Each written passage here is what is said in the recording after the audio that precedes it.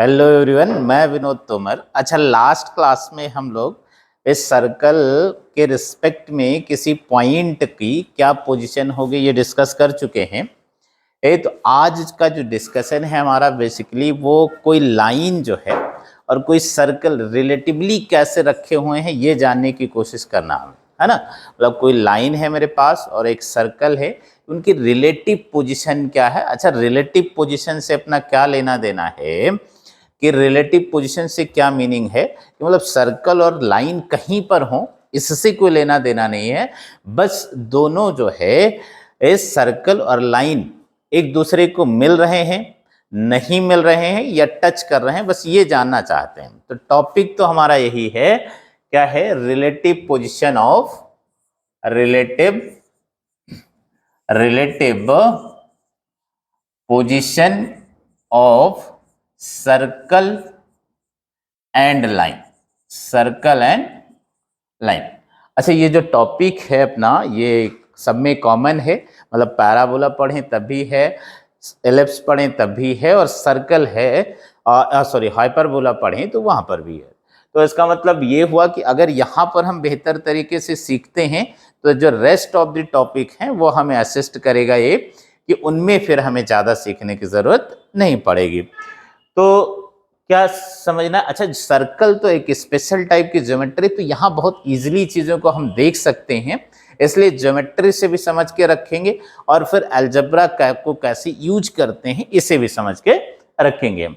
तो अगर सर्कल के रेस्पेक्ट में देखें तो मान लो मेरे पास ये सर्कल है जिसकी इक्वेशन को मैं मान लो s = 0 से डिनोट कर देता हूं, और एक लाइन है इसको मान लो मैं l = 0 से।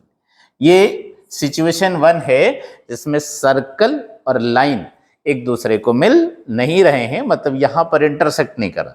अच्छा, सर्कल हमने कहा स्पेशल ज्योमेट्री है, तो यहां पे बहुत इजीली हम देख सकते हैं कि अगर मैं सेंटर से इसमें परपेंडिकुलर बना दूं तो इसका नाम मान लो CM है, तो ये इतना रेडियस है, इतना रेडियस के बराबर है। अच्छा, बहुत ऑब्वियस दिख रहा है कि जो रेडियस है वो इससे छोटा है। अच्छा, इससे छोटा है इसका मतलब जो सेंटर से परपेंडिकुलर डिस्टेंस बनाया हमने लाइन पे, वो रेडियस से क्या होगा? बड़ा होगा। अगर दोनों सर्कल और लाइन मिल नहीं रहे तो मतलब क्या कंडीशन आएगा यहां से कि जो CM है this is greater than R। ठीक है, CM ग्रेटर देन, मतलब सेंटर से उस लाइन की परपेंडिकुलर डिस्टेंस कैलकुलेट किया जाए तो जो परपेंडिकुलर डिस्टेंस है वो रेडियस से ज्यादा होना चाहिए। अच्छा, दूसरी बात क्या समझे हम कि अगर मेरे पास कुछ ऐसा हो गया, ये सर्कल है और ये लाइन है। अच्छा, अब तो दिख रहा है कि जो लाइन है वो सर्कल को टच कर रही है, तो अगर सर्कल को टच कर रही तो ये तो 90 डिग्री होता है, ये जानते हैं हम। और जो सेंटर से पॉइंट ऑफ कांटेक्ट होता है, मान लो ये M ही है, सेंटर से पॉइंट ऑफ कांटेक्ट को ज्वाइन करते तो जो रेडियस होता है वो टेंजेंट पे हमेशा क्या होता है? परपेंडिकुलर होता है। मतलब यहाँ पे क्या हो जाएगा? जो CM है वो R के बराबर हो जाएगा। CM क्या हो जाएगा? R के बराबर हो जाएगा। ये दूसरी बात। अच्छा, तीसरी पॉसिबिलिटी क्या है अपने पास? तीसरी पॉसिबिलिटी क्या है कि अगर मैं ऐसे देखूं तो ये लाइन है और ये सर्कल है। अच्छा, अब दिख रहा है कि अगर सेंटर से परपेंडिकुलर डिस्टेंस बनाऊं तो इतना ही होगा ये। अच्छा, रेडियस तो इससे बड़ा ही हो जाएगा, रेडियस इससे बड़ा, मतलब दो डिस्टिंक्ट पॉइंट में मिलेगा। मान लो इनके नाम में A और B बोलता हूं, तो जो लाइन है वो सर्कल को दो डिस्टिंक्ट पॉइंट में मिलेगा। कब मिलेगा? जब जो सेंटर से परपेंडिकुलर डिस्टेंस है वो रेडियस से क्या है? कम है। मतलब जो CM है यहां पर ये क्या है? Less than R। तो ये तीन बातें हो गई। फिर से समझने की कोशिश करते हैं एक बार कि क्या है क्या क्या पॉसिबिलिटी है। पहली पॉसिबिलिटी तो ये है कि लाइन अगर सर्कल को इंटरसेक्ट नहीं कर रही है तो उस केस में सेंटर से परपेंडिकुलर डिस्टेंस रेडियस से क्या होगा? ज्यादा हो जाएगा, रेडियस से ज्यादा हो जाएगा। मतलब अगर हमसे ये कहे कि जो लाइन है वो सर्कल को इंटरसेक्ट नहीं कर रहा है, तो हम इस कंडीशन को फॉलो कर सकते हैं। किस कंडीशन को फॉलो कर सकते हैं कि सेंटर से उस लाइन की परपेंडिकुलर डिस्टेंस कैलकुलेट कर लेंगे और उसको रेडियस से क्या लेंगे, ज्यादा ले लेंगे, रेडियस से ज्यादा ले लेंगे। तो ये जो है क्या हो जाएगा कि जो लाइन है और सर्कल दोनों एक दूसरे को मिलेंगे नहीं। अच्छा, दूसरा क्या है, अगर लाइन टेंजेंट हो गया, अगर लाइन टेंजेंट हो गया, ठीक है, तो इस केस में क्या हो जाएगा, सेंटर से परपेंडिकुलर डिस्टेंस रेडियस के बराबर ही आना चाहिए। तीसरी बात, अगर लाइन सीकेंट हो गया, मतलब दो अलग अलग पॉइंट पे मिल रहा है, दो डिस्टिंक्ट पॉइंट में मिल रहा है, तो उस केस में दिख रहा है कि सेंटर से परपेंडिकुलर डिस्टेंस रेडियस से कम होना चाहिए। तो पहले तो इस ज्योमेट्री का यूज करके एक दो क्वेश्चन समझने की कोशिश करते हैं, उसके बाद हम फर्दर इसको अलजेब्रा की हेल्प से इंटरप्रेट करने की कोशिश करेंगे। तो जैसे मुझे मान लो ये सिर्फ इतनी बात लिखा है कि find the relative position of circle x square plus y square minus 4x minus 6y minus 9 equals to 0 and line x plus y equals to 3। मतलब हम क्या जानना चाहते हैं, इनफैक्ट हम ये जानना चाहते हैं कि जो लाइन है वो सर्कल के रिस्पेक्ट में कैसे प्लेस्ड है। मतलब सर्कल लाइन जो है सर्कल को इंटरसेक्ट कर रही है या नहीं कर रही है या टेंजेंट है। तो जरा सेंटर निकालते हैं सर्कल का। सेंटर क्या आ जाएगा, अगर इसे हम कंपेयर कर लेते हैं अपने जनरल इक्वेशन से, तो 2g कितना है, -4 है, 2f कितना है, -6 है, और c कितना है, -9। c कितना है, -9। तो मैं g अगर देखूं तो कितना हो गया, -2 हो गया, f देखूं तो -3 हो गया, और c कितना हो गया, -9। अच्छा, रेडियस जरा लिख लेते हैं। तो सेंटर कितना आ गया, सॉरी ये -2, तो सेंटर कितना आ गया अपने पास, सेंटर क्या होता है, -g -f। अच्छा, तो सेंटर तो आ गया, कितना हो गया, 2,3। अच्छा, रेडियस अगर देखें, रेडियस की बात करें हम लोग, तो रेडियस कितना हो जाएगा, √g² प्लस f² -c। अच्छा, √g² प्लस f² -c, इसका मतलब कितना हो गया, ये 4 + 9 + 9। अच्छा, 9 + 9 कितना होगा, अच्छा ये +9 कर लेते हैं यहाँ पर, तो थोड़ा इजी हो जाएगा देखना अपने लिए। इसको +9 कर लेते हैं, सॉरी +9 कर लें, तो ये +9 हो जाएगा, ये +9 हो जाएगा, और यहाँ पे ये -9 हो जाएगा।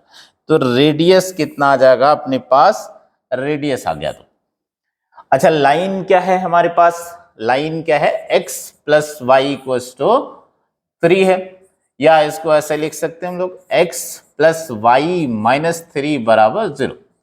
अच्छा, अब क्या कैलकुलेट करना है अपने को कि सेंटर से जो परपेंडिकुलर डिस्टेंस है और रेडियस में क्या रिलेशन है, सेंटर से परपेंडिकुलर डिस्टेंस और रेडियस में क्या रिलेशन। तो जरा कैलकुलेट करते हैं। सेंटर कितना है हमारे पास, 2,3। सेंटर कितना है, 2,3। तो सेंटर से परपेंडिकुलर डिस्टेंस को मालूम है, P से डिनोट कर देता हूं, इसको P से डिनोट कर देते हैं, तो क्या आ जाएगा, जरा कैलकुलेट करते हैं। तो ax1 मतलब 2 + 3 - 3 अपॉन कितना हो जाएगा, √1² + 1²। अच्छा, 3 तो कैंसिल हो गया, तो कितना आ गया, 2/√2। अच्छा, 2/√2 कितना होगा, √2।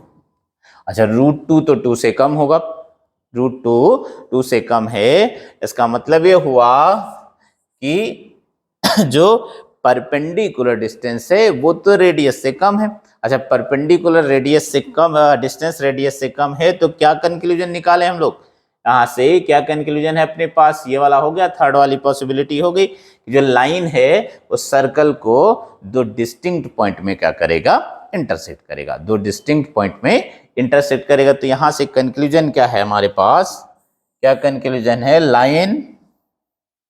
लाइन विल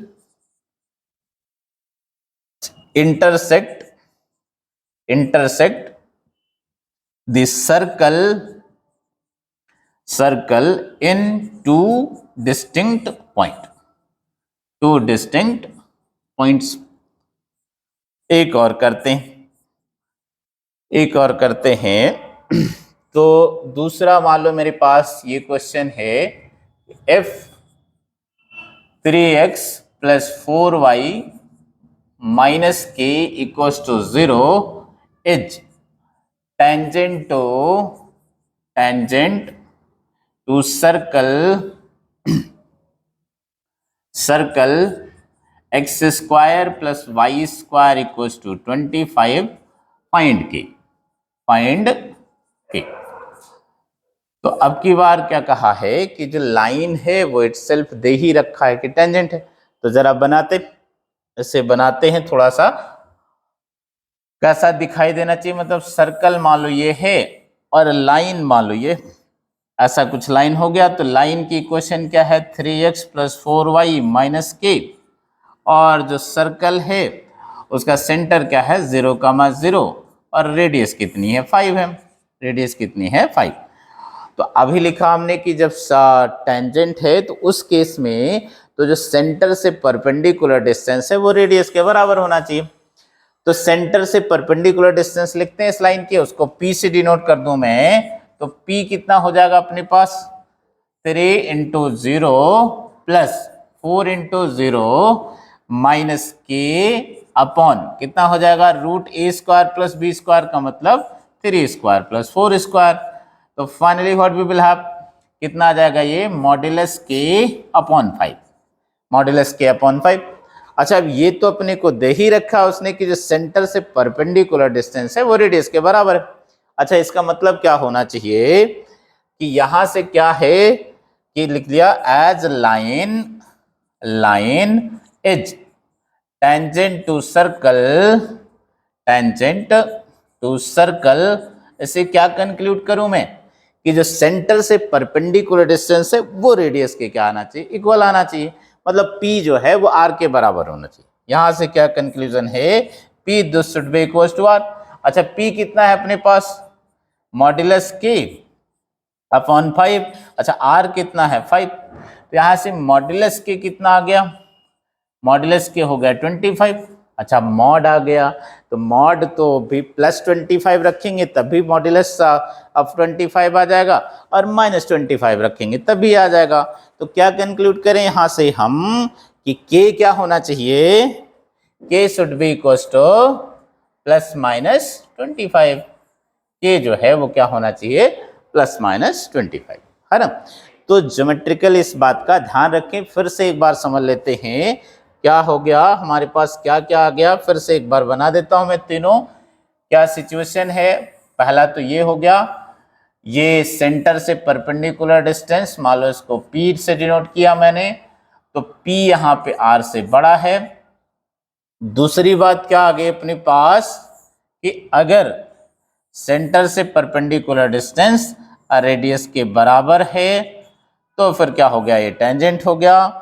और तीसरा क्या कंक्लूजन रहा अपने पास, तीसरा क्या है कि अगर ये लाइन इसको इंटरसेक्ट करती है तो ये P है और P क्या होना चाहिए लेस देन R होना चाहिए। तो ये तीन कंडीशन हो गई सर्कल और लाइन की रिलेटिव पोजीशन। हमें इससे पता चल जाएगा कि लाइन जो है वो सर्कल को इंटरसेक्ट करेगा नहीं करेगा, टेंजेंट होगा। तो टेंजेंसी वाली कंडीशन काफी इंपॉर्टेंट है, वैसे सारी इंपॉर्टेंट है ऐसा नहीं है।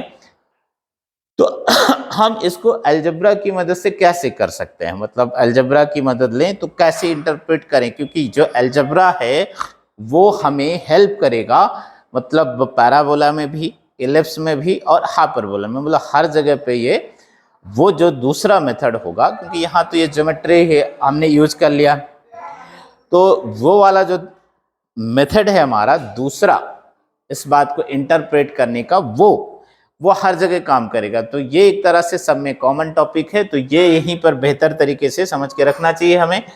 तो कैसे करेंगे, मान लो मेरे पास हम इसकी बात करें कि सर्कल मान लो ये हमारे पास, लेट सर्कल बी सर्कल भी x square plus y square equals to a square, और जो लाइन है वो मान लो क्या है, y equals to m x plus c, y equals to m x, मतलब स्टैंडर्ड इक्वेशन ऑफ सर्कल है। और ये इस लाइन को कब इंटरसेक्ट करेगी, कब नहीं करेगा, और कब जो है टेंजेंट हो जाएगा, ये जानना चाहते हैं। तो हम क्या करेंगे, इस लाइन और इस सर्कल को सॉल्व कर देंगे। इस लाइन और इस सर्कल को सॉल्व कर देंगे, तो सॉल्व कर देते हैं। तो क्या लिख दिया, सॉल्विंग 1 and 2 तो यहाँ पे y की वैल्यू इसमें सब्स्टिट्यूट कर दें या x की वैल्यू, तो y सब्स्टिट्यूट कर देते हैं हम, तो कितना मिलेगा, एक्स स्क्वायर प्लस ये वाला कितना हो जाएगा, एम एक्स प्लस सी, इसका होल स्क्वायर बराबर ए स्क्वायर। ये हो गया x square plus m x plus c का whole square equal to a square. अच्छा जरा इसको सिंप्लीफाई करते हैं, तो सिंप्लीफाई करने पे क्या मिलेगा हमें, x square plus M square x square plus 2mcx और plus c square minus A square equal to 0। अच्छा ये जो एक्स स्क्वायर कॉमन ले ले यहां पर, तो x square into 1 plus M square plus 2mcx और plus c square minus A square equal to 0। ये आ गई इक्वेशन हमारे पास, जो कि x में क्या है, क्वाड्रेटिक है, इसको इक्वेशन 3 लिख दिया हमने। ये x में क्वाड्रेटिक है, इसको इक्वेशन 3 लिख दिया।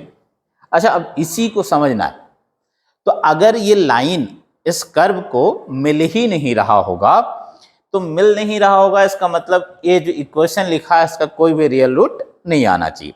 ठीक है, ये जो क्वाड्रेटिक आया है x में, इंटरसेक्शन पॉइंट तो है नहीं। अच्छा इंटरसेक्शन पॉइंट नहीं है, तो इसका मतलब इसका कोई रियल रूट नहीं आना चाहिए। अच्छा दूसरी बात कि अगर लाइन जो है टेंजेंट हो जाए, लाइन टेंजेंट हो जाए, तो टेंजेंट होने के केस में वो जो इंटरसेक्शन पॉइंट होंगे वो कोइंसाइड कर जाएंगे। मतलब एक तरह से कहें कि दोनों जो पॉइंट, मान लो सर्कल जो है इस तरह से कहें कि ऐसे है, ऐसे है, तो ए बी यहाँ पे क्या हो जाएगा, सेम ही हो जाएगा, ए बी सेम हो जाएगा। मतलब ये जो इक्वेशन है इसके इक्वल रूट आने चाहिए, क्या आने चाहिए, इक्वल रूट आने चाहिए। उस केस में क्या हो जाएगा, ये लाइन इस सर्कल के लिए टेंजेंट हो जाएगा। इनफैक्ट ये वाला कॉन्सेप्ट हर जगह काम करेगा कि जो लाइन है वो किसी 2 डिग्री कर्व के लिए जब टेंजेंट हो जाएगा, तो उस केस में उसके रूट्स क्या आने चाहिए, इक्वल आने चाहिए। और अगर वो उसको नहीं इंटरसेक्ट कर रहा तो उसके रियल रूट नहीं आने चाहिए, और अगर इंटरसेक्ट कर रहा तो 2 रियल रूट आने चाहिए, मतलब डी पॉजिटिव होना चाहिए। तो क्या क्या कंडीशन, बोले पहले तो अच्छा रूट्स कैसे मतलब चेक करते हैं हम लोग कि रूट जो है वो रियल और डिस्टिंक्ट हैं, रियल और इक्वल हैं, या अरियल रूट है ही नहीं, वो कैसे चेक करते हैं, तो डिस्क्रिमिनेंट चेक कर लेते हैं हम लोग। अच्छा डिस्क्रिमिनेंट अगर चेक कर लें और अगर वो पॉजिटिव आ जाए, तो उससे क्या कंक्लूजन निकालते हैं कि 2 डिस्टिंक्ट रियल रूट्स हैं। और अगर क्या आ जाए, डी 0 आ जाए, मतलब रियल और इक्वल रूट्स हैं, और अगर डी नेगेटिव आ जाए तो इसका मतलब कोई भी रियल रूट नहीं है। तो जरा डी लिखते हैं, डी कितना आ जाएगा इसका, बी स्क्वायर माइनस 4ac। तो बी स्क्वायर माइनस 4ac का मतलब कितना हो गया, 2mc इसका whole square minus 4 into 1 plus M square और इंटू सी स्क्वायर माइनस ए स्क्वायर, यही हो गया, ये हो गया। अच्छा 4 तो कॉमन ले सकते हैं क्योंकि यहाँ भी 4 आएगा, तो कितना आ जाएगा, ये 4 कॉमन ले लेंगे तो कितना आ जाएगा, एम स्क्वायर सी स्क्वायर। अच्छा ये जरा मल्टीप्लाई कर देते हैं हम लोग, तो 1 से मल्टीप्लाई करेंगे तो सीधे सीधे ये सी स्क्वायर माइनस ए स्क्वायर हो गया, और फिर इससे मल्टीप्लाई करेंगे तो एम स्क्वायर सी स्क्वायर और माइनस ए स्क्वायर एम स्क्वायर हो जाएगा, यही हो गया। अच्छा अब अगर देखें तो एम स्क्वायर सी स्क्वायर तो यहाँ भी है, यहाँ भी, तो कैंसिल हो जाएगा, तो कितना आ जाएगा, ये कितना हो गया, ये 4। अच्छा बच्चा कितना, ये प्लस हो गया, ये माइनस हो गया, और ये भी प्लस हो गया, तो कितना हो गया, ए स्क्वायर कॉमन ले सकता हूं तो 1 प्लस एम स्क्वायर और माइनस क्या हो जाएगा, सी स्क्वायर, ये आ जाएगा। ए स्क्वायर ये माइनस था प्लस हो गया, माइनस था प्लस हो गया, ए स्क्वायर दोनों में कॉमन है, 1 प्लस एम स्क्वायर माइनस सी स्क्वायर हो गया। अब ये जो डी है इस पे डिपेंड करेगा कि लाइन उसको इंटरसेक्ट करे, टेंजेंट हो जाए या आ दो अलग अलग पॉइंट में इंटरसेक्ट करे। तो जरा लिखते हैं क्या हो जाएगा, क्या कंडीशन आएगी। तो पहला क्या हो जाएगा, पहली पॉसिबिलिटी हमने जो लिखा था वो ये लिखा था कि लाइन जो है वो इसको इंटरसेक्ट ना करे। अच्छा, इंटरसेक्ट ना करे मतलब कि क्या हुआ, रूट तो रियल नहीं होने चाहिए। अच्छा, रूट रियल नहीं होने चाहिए मतलब डी नेगेटिव होना चाहिए। तो क्या लिखा जाए, line will not intersect the circle क्या होना चाहिए, इफ डी लेस देन 0 हो जाए। अच्छा, डी लेस देन 0 का मतलब क्या हो गया, ये डी लिख रखा हम लोगों ने, a square into 1 plus M square, ठीक है, माइनस सी स्क्वायर क्या हो जाए, लेस देन 0 हो जाए। अच्छा, या ऐसे लिख सकते हैं, a square into 1 plus M square less than c square हो जाए, ठीक। अच्छा, दोनों तरफ स्क्वायर रूट ले लेते हैं, दोनों तरफ स्क्वायर रूट ले लें तो क्या हो जाएगा, ये ए तो पॉजिटिव ही है, रूट 1 प्लस एम स्क्वायर, और यह क्या लिखना पड़ेगा, मॉड्यूलस सी, है ना, क्या हो जाएगा, मॉड्यूलस सी। तो मतलब जो रेडियस है वो mod C upon root 1 plus M square से कम आना चाहिए। तो यहां से क्या आ गया, ए जो है this should be less than mod C upon root 1 plus M square. इस केस में क्या हो जाएगा, जो लाइन है वो सर्कल को मिलेगा नहीं, लाइन सर्कल को मिलेगा नहीं, मतलब ये वाली सिचुएशन है, ये वाली सिचुएशन है कि अगर ए लेस देन मॉड सी, या कहें वही वाली बात आ गई कि सेंटर से परपेंडिकुलर डिस्टेंस अगर रेडियस से ज्यादा है तो जो है फिर ये लाइन मिलेगा नहीं। अच्छा, दूसरी पॉसिबिलिटी क्या है कि ये लाइन जो है टेंजेंट हो जाए, if line is tangent to circle,